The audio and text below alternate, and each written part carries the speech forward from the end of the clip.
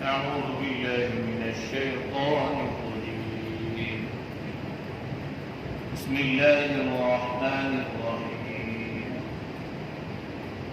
إنما مثل الحياة الدنيا كماء أنزلناه من السماء فاختلط به نبات الأرض مما يأكل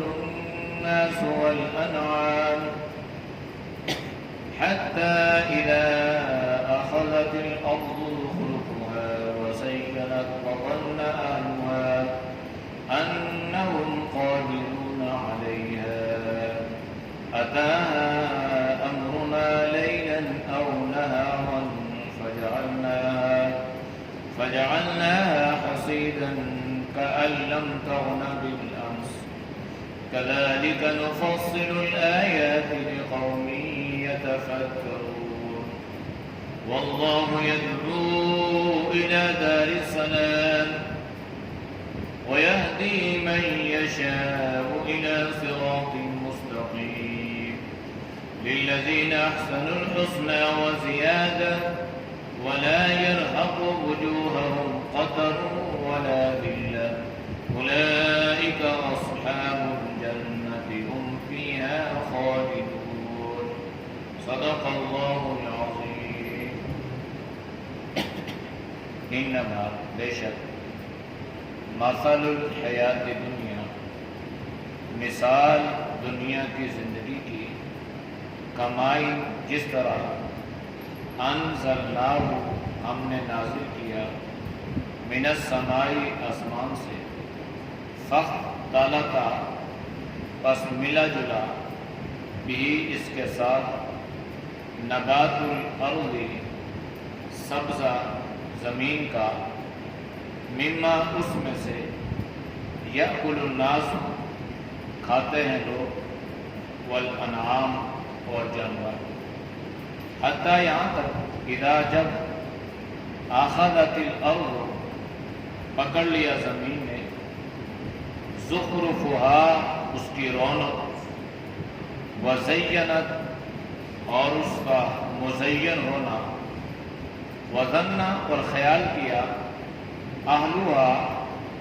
اس کے اہل نے یعنی کاشتکاروں نے مالکوں نے انہم کہ بے شک وہ قادرون قدرت رکھنے والے ہیں علیہ اس پر عطاہا آیا اس پر امرنا ہمارا حکم لیلاً رات کے حصے میں او نہارا یا دن کے حصے میں فجعلناہا بس ہم نے کر دیا اس کو حصیداً کٹی ہوئی کألم گویا کہ نہ تب نہ تھا کوئی چیز ہم سی یہاں کل کذالک اسی طرح نفصل الآیات ہم تفصیل بیان کرتے ہیں آیات کی یہ قوم ان لوگوں کے لیے یتفکرون جو دھیان کرتے ہیں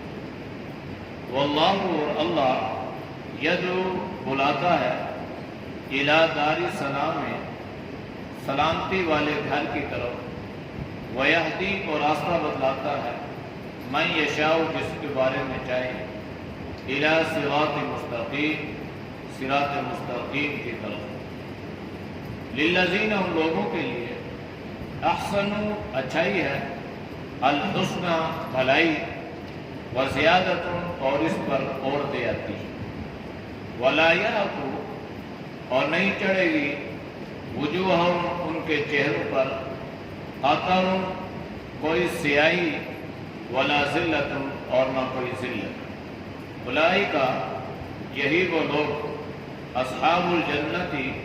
جنت والے ہیں ہم فیہا خالدون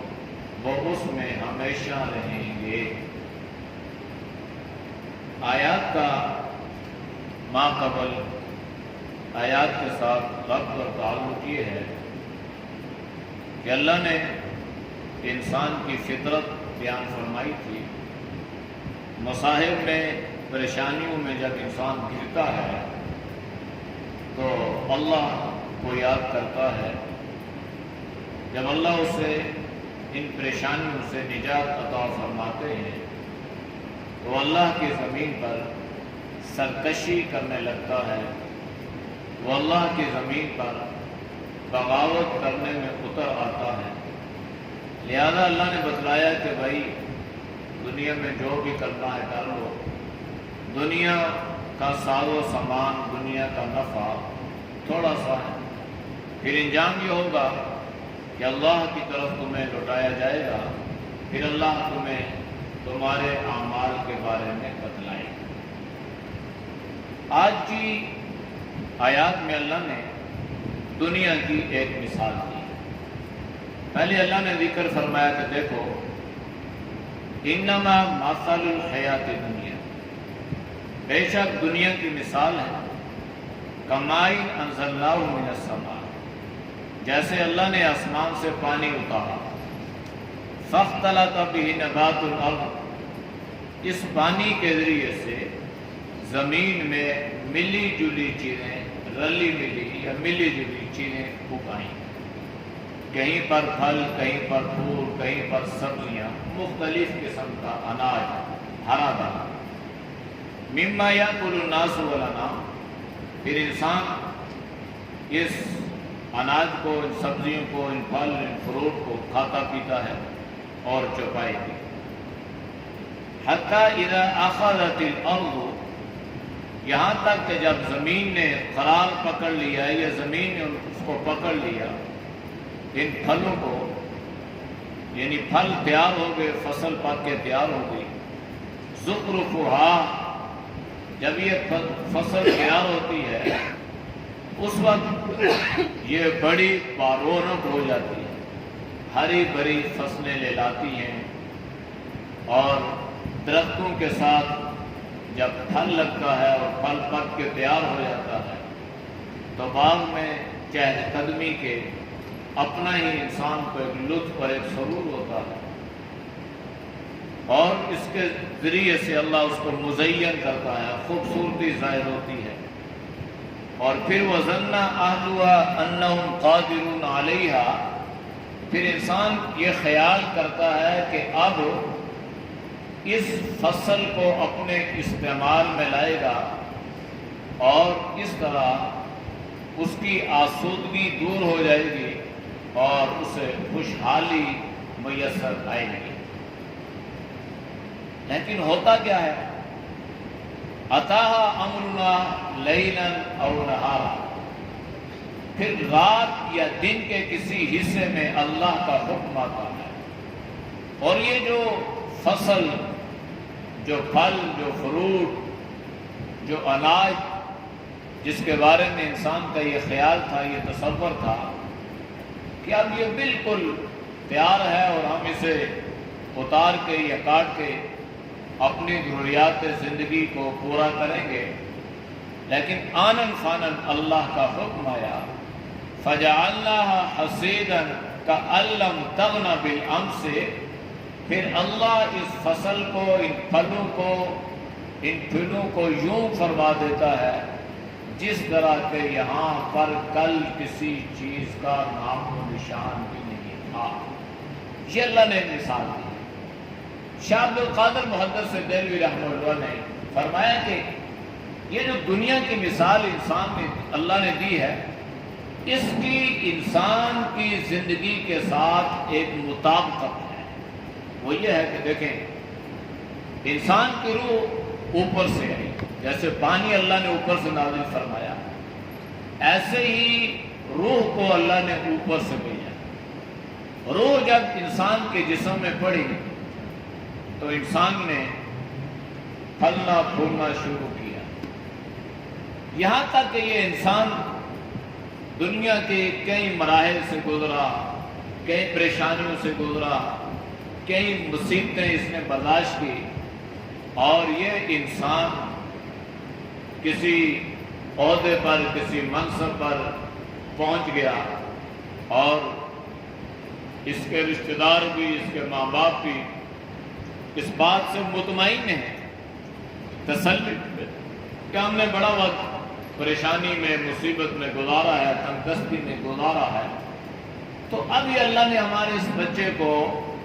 اس قابل بنا دیا ہے کہ یہ ہماری آسودگی کو خوشحالی سے تبدیل کرے گا. یعنی ظاہر ہے اب ہماری جو معیشت ہے یہ بہتر ہو جائے گی اور ہماری تندرستی اور غربت دور ہو جائے گی. اب جب یہ پھل بالکل پک کے تیار ہو گیا، مطمئن ہو گئے، فصل لہلانے لگی اور لوگ اس سے فائدہ اٹھانے لگے، ماں باپ خوشیاں منانے لگے، تو پھر اچانک کیا ہوا؟ آنن فانن موت کا فرشتہ آیا اور دیکھتے ہی دیکھتے اس کی روح کو قبض کر لیا اور انسان کی ساری امیدیں اللہ نے خاک میں ملا. یہ تو کئی مرتبہ ایسا ہوا اور کئی ایسی خبریں آپ نے بھی سنی ہوں گی کہ کئی بہنوں کا ایک بھائی باہر چلا گیا، سیٹل ہو گیا، پیسے آنا شروع ہو گئے، تو گھر میں انتہائی خوشحالی. جو ان کی زندگی کی ترتیب تھی وہ بدل گئی. غربت کو اللہ نے امارت میں تبدیل فرما دیا. جہاں پہ گھر میں روزانہ 500-600 ہزار روپے کا خرچہ ہوتا تھا، وہاں پہ 5-10 ہزار روپے کا خرچہ ہو رہا ہے. جہاں پہ منتھلی انکم 10-20 ہزار روپے ہوتی تھی، وہاں پہ 1,00,000-1.5 لاکھ روپے. تو فوراً اتنا بڑا فرق انسان جب محسوس کرتا ہے تو ہر طرف ایک عجیب سا سما، خوشیاں، سب انسانی فطرت ہے، منع بھی نہیں ہے، ہونی بھی چاہیے. لیکن اچانک خبر ملتی ہے فوراً کہ بھائی فلاں کا ایکسیڈنٹ ہو گیا، فلاں کا ہارٹ اٹیک ہو گیا اور آپ کے بیٹا یہ فلاں کی یہ ڈیتھ ہو گئی. اب یہ ساری امیدیں، ساری خوشیاں انسان کی گھری کی گھری رہ گئی. یہ اللہ نے مثال یہ دی ہے کہ یہ جو دنیا کی زندگی ہے نا، جس پر انسان مطمئن ہو کے بیٹھ گیا ہے، یہ عہدوں کے پیچھے، بھاگ دوڑ کے پیچھے، کاروبار کے پیچھے، اور یہ سمجھتا ہے کہ میں اللہ کے عذاب سے یا اللہ کے خوف سے بالکل بے خوف اور ناڈر ہو گیا. اسے چاہیے کہ یہ اس بات سے بے خوف نہ ہو. اس کے پیچھے اللہ نے ہر وقت حوادثات کا کانٹا لگایا ہوا ہے. کوئی بھی حادثہ، کوئی بھی پریشانی آنن فانے سے مل سکتی ہے. اس لیے اللہ نے بیان فرمایا، یہ مثال اللہ نے دی کہ جس طرح پھل تیار ہو گیا، فصل تیار ہو گئی، باغات، وہ سورہ نون والقلم میں اللہ نے باغ والوں کا ذکر فرمایا. بڑا خوشحال، پورے سال کا بجٹ یعنی اس سے نکل رہا ہے. تو انہوں نے کہا کہ بھائی اتنا اناج ہم جو ہے لوگوں میں تقسیم کرتے ہیں تو وہ بھی ہمارے پاس آنا چاہیے. یہ بھی ایک عجیب بات ہے کہ انسان جتنا امیر ہوتا ہے نا، اس میں اتنا ہی زیادہ بخل یا کنجوسی آنا شروع ہو جاتی ہے. اب ان کے پاس مال آ رہا ہے، لیکن ان کے ذہن میں یہ بات آئی کہ وہ جو ہم تقسیم کرتے تھے، یا ہمارا باپ جو ہے غربا میں وہ تقسیم کر رہا ہوتا ہے، اب اس تقسیم کو روک لیا جائے تو وہ آمدنی بھی ہمارے حصے میں آ جائے گی. تو اس کی ترتیب انہوں نے یہ بنائی کہ صبح صبح اندھیرے میں یہ جاتے تاکہ جب ہم پھل اتاریں تو لوگوں کو خبر نہ ہو اور کوئی پھل مانگنے کے لیے نہ آئے. تو صبح اتار کے لے آتے. چنانچہ ایک مرتبہ جب یہ گئے تو انہیں پتہ چلا کہ بھائی ہمارے ساتھ کیا ہو گیا ہے، کہیں ہم راستہ تو نہیں بھول گئے. پتہ چلا بھائی راستہ تو نہیں بھول گئے، بل نحن محرومون، بلکہ اللہ نے ہمیں اس سے محروم کر دیا. وہ پھلوں کو اللہ نے اس طریقے سے راتوں رات کے ایک حصے میں اللہ نے ان کو ایسا تباہ و برباد کیا کہ انہیں کانوں کان اس کی خبر نہ. اللہ نے مثال دے کر اس بات کو سمجھایا ہے کہ دنیا ناپائیدار ہے، مضبوط نہیں ہے، اور دنیا میں ملنے والی چیزوں کو بھی پائیداری نہیں ہے. یہ بھی ناپائیدار ہیں، بوسیدہ ہیں۔ لہذا جو چیز بوسیدہ ہو، جس میں پختگی نہ ہو، اس کے پیچھے لگ کر اس چیز کو ضائع کر دینا جو پختہ بھی ہے، ہمیشہ رہنے والی بھی ہے، تو یہ انتہائی نادانی اور بے وقوفی ہے۔ تو اللہ نے فرمایا کہ فَجَعَلْنَاهَا حَصِيدًا كَأَن لَّمْ تَغْنَ بِالْأَمْسِ، اللہ نے یوں کر دیا جیسے وہ کھیتی کٹی ہوئی، اور كَأَن لَّمْ تَغْنَ بِالْأَمْسِ، جیسے یہاں کل کوئی چیز تھی نہیں، اور کل تو یہاں پہ کھڑے ہو کر یہ منصوبے بنا رہے تھے کہ ایسا ہوگا اور یہ کریں گے اور وہ کریں گے اور ان کو ایسی مارکیٹ میں لے کے جائیں گے اور ایسے دامنوں میں اس کو فروخت کریں گے اور اتنی انکم، بڑے لمبے شیخ چلی والے منصوبے جو انسان بناتا ہے، انسان کی فطرت ہے، بنا رہے تھے، تو اللہ نے ایسا کر دیا جیسے وہاں پر کوئی چیز ہی نہیں تھی۔ كَذَلِكَ نُفَصِّلُ الْآيَاتِ لِقَوْمٍ يَتَفَكَّرُونَ، اللہ فرما رہے ہیں کہ ان آیات کو ہم اس طریقے سے یوں بیان کرتے ہیں اور اس مقصد کے لیے اور اس طرح بیان کرتے ہیں تاکہ اس سے لوگوں کو غور اور فکر کی توفیق ملے۔ وہ ذرا دھیان تو کرے نا دنیا کی زندگی پر، بڑے بڑے مالدار لوگ، سکندر اعظم کو آپ دیکھ لیں، کوئی چیز بچی نہیں ہے۔ آج صبح ایک حدیث جو بیان ہوئی تھی، حضرت عائشہ رضی اللہ تعالیٰ عنہ کے پاس جب بکریہ ذبح کی، اس کو تقسیم کیا تو ایک دستی رکھ لی، تو حضور علیہ السلام نے پوچھا کیا ہوا، فرمایا کہ یہ جو ہے وہ چھوڑ دی، باقی تقسیم کر دی۔ تو اللہ کے نبی نے فرمایا وہ چھوڑ دیا جو اصل میں تقسیم کیا ہے نا، اصل میں وہ اپنے لیے باقی رکھی ہے، وہ چیز جو ہم خرچ کر رہے ہیں اصل میں وہ ہم اپنے پاس رکھ رہے ہیں۔ ما عندکم ینفد وما عند اللہ باق، جو آپ کے پاس ہے مٹنے والا ہے، اور جو اللہ کے پاس ہے وہ باقی رہنے والا ہے۔ جو ہم چھوڑ کے جائیں گے مٹنے والا ہے، اس کا حساب جو ہم ہاتھ سے خرچ کر رہے ہیں وہ اللہ کے پاس باقی رہنے والا ہے۔ واللہ یدعو الی دار السلام، اتنی مثالیں اللہ نے دی، پھر بھی اللہ کی شفقت، اللہ کی رحمت اپنے بندوں کے ساتھ یوں ہے کہ اللہ اپنے بندوں کو موت کا غرغرہ آنے سے پہلے پہلے ہدایت کی طرف بلاتا رہتا ہے، اور اسباب ہدایت جو ہے یہ اللہ انسان کو دکھلاتا رہتا ہے۔ اسباب ہدایت دنیا میں بہت ساری چیزیں ہیں جو انسان کی ہدایت کا ذریعہ بنتی ہیں، اللہ انسان کو دکھلاتا رہتا ہے، سمجھاتا رہتا ہے، بتلاتا رہتا ہے، تاکہ اس سے لوگوں کو ہدایت حاصل ہو، لوگوں کو سوجھ بوجھ پیدا ہو اور وہ اللہ کی طرف آئیں۔ تو اللہ نے فرمایا واللہ یدعو، اور اللہ تمہیں دار السلام کی طرف بلاتا ہے۔ مفسرین نے لکھا ہے دار السلام جو ہے یہ جنت کا ایک نام ہے، سلامتی کا گھر، اور سلامتی کا گھر جنتی ہے۔ دنیا کو اللہ نے سلامتی کا گھر نہیں قرار دیا کہ دنیا کے پیچھے انسان بھاگ رہا ہے نا، یہ سلامتی، یہاں تو سلامتی نہیں ہے نا،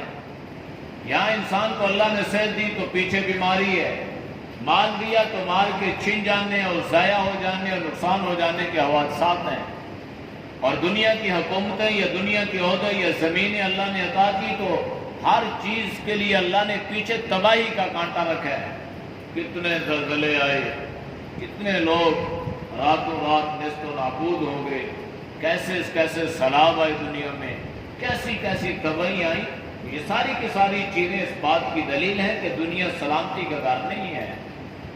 سلامتی کا گھر جنت ہے، اور اللہ انسان کو جنت کی طرف بلا رہا ہے، وہاں پہ سلامتی ہی سلامتی، ہر طرف سے سلام ہی سلام کی پکار ہوگی۔ تحیتہم یوم یلقونہ سلام، سلام قولا من رب رحیم، سلام علیکم بما صبرتم فنعم، یہ سارے سلام سلام ہیں۔ وَيَهْدِي مَن يَشَاءُ إِلَىٰ صِرَاطٍ مُسْتَقِيمٍ، اور اللہ جسے چاہتا ہے اسے صراط مستقیم یعنی سیدھا راستہ دکھلاتا ہے۔ اچھا اللہ تو سب کے بارے میں چاہتا ہے. یہ چاہنے سے مراد یہ ہے کہ اللہ اسباب ہدایت اور اللہ ہدایت کا پیغام اپنے دین کی دعوت اللہ نے ہر انسان کے کانوں تک پہنچا دی ہے، پہلے بھی اور اب بھی.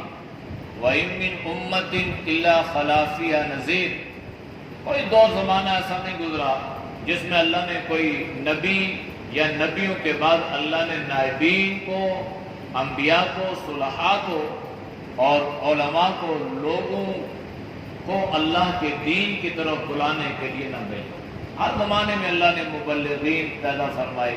واعظین پیدا فرمائے. چنانچہ آج کے زمانے میں بھی دین کی دعوت، دین کا پیغام، اللہ کا پیغام، اللہ کی وحدانیت، جناب نبی کریم صلی اللہ علیہ وسلم کی نبوت و رسالت اغیار تک پہنچی ہے. آج دنیا کا کوئی کافر شاید یہ کہے کہ مجھے مسلمانوں کے بارے میں کوئی علم نہیں ہے، شاید کوئی ہو، لیکن بہرحال مسلمانوں کو اللہ توفیق عطا فرمائے، ساری دنیا میں پہنچ رہے ہیں اپنے اپنی بساط کے مطابق، اپنی کوشش، اپنے وسائل کو بروئے کار لاتے ہوئے آج کی دنیا میں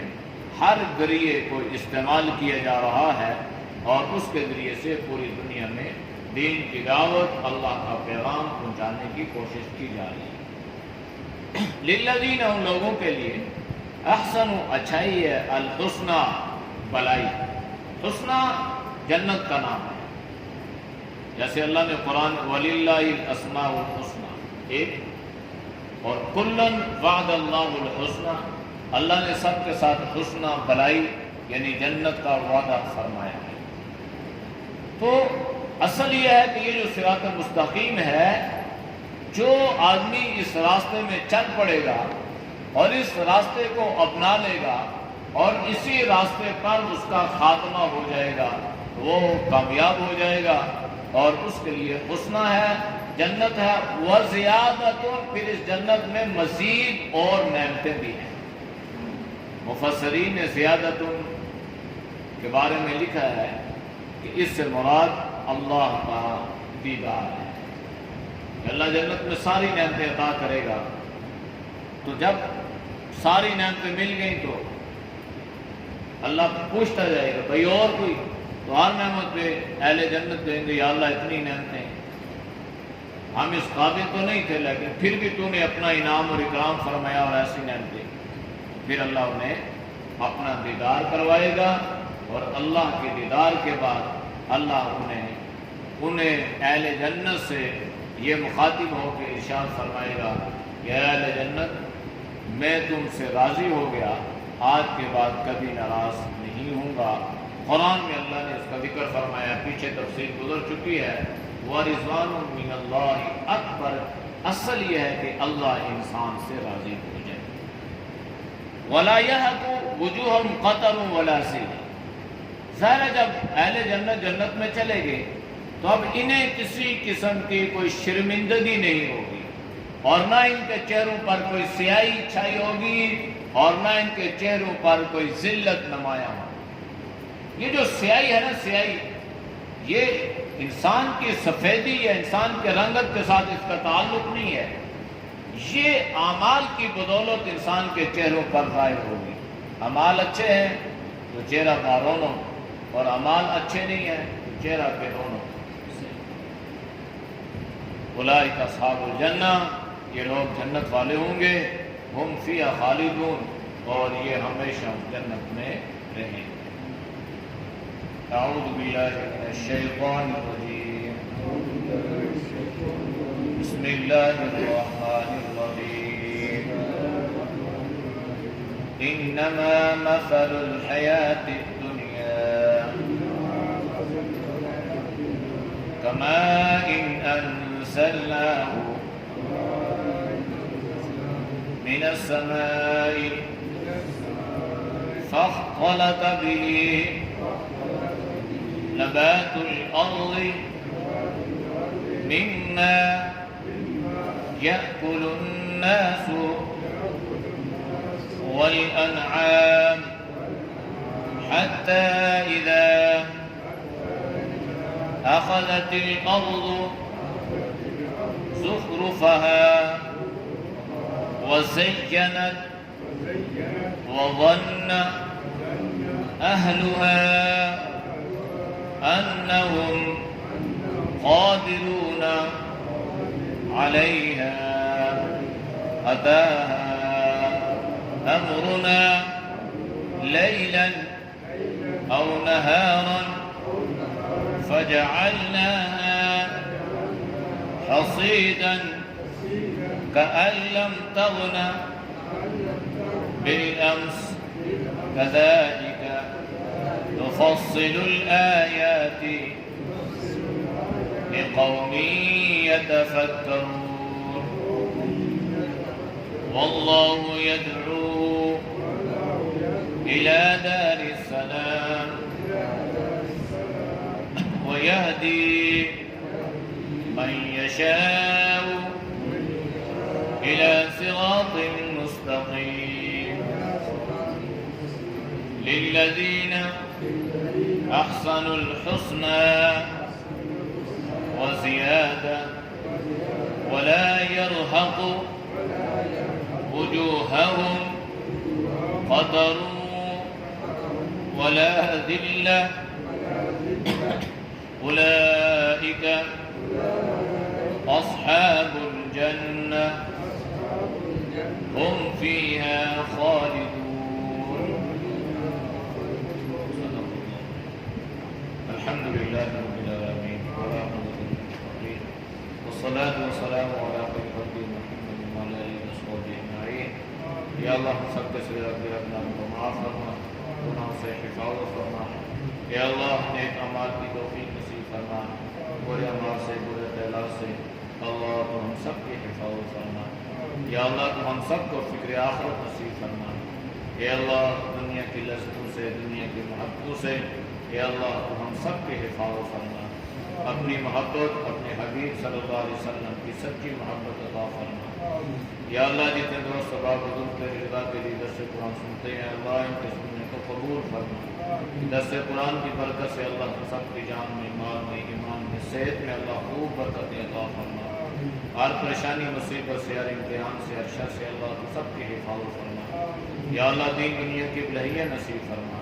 یا اللہ دونوں جہاں کے رشتے نصیب فرما. ربنا تقبل منا انك انت السميع العليم وتب علينا انك انت التواب الرحيم. صلى الله تعالى على خير خلقه